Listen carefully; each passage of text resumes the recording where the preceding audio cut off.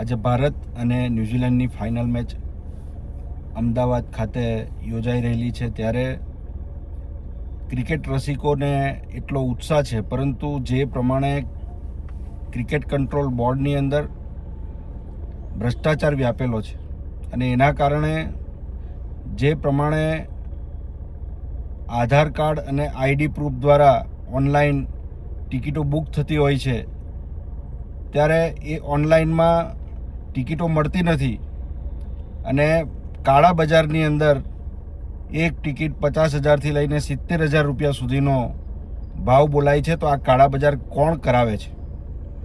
આની પાછળ શું બીસીસીઆઈ કે જીસીએ જવાબદાર છે? મોટા રાજકીય નેતાઓનો કંટ્રોલ આ ક્રિકેટ બોર્ડ ઉપર છે અને એના કારણે જે પ્રમાણે ક્રિકેટ બોર્ડની અંદર માત્ર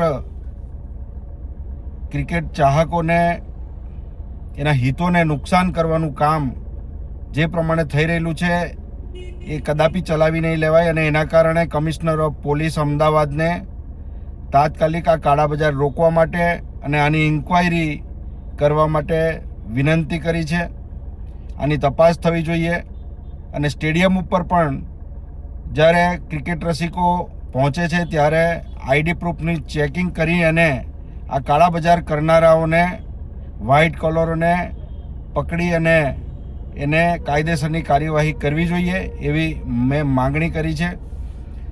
સાથે સાથે આવનારા દિવસોની અંદર ક્રિકેટ જેવી ખૂબ જ રોમાંચક રમતો ઉપરથી રાજકીય અંકુશ દૂર થાય એ માટે લોકો અને ક્રિકેટ રસિકોએ પણ જાગૃત થવાની પણ જરૂર છે.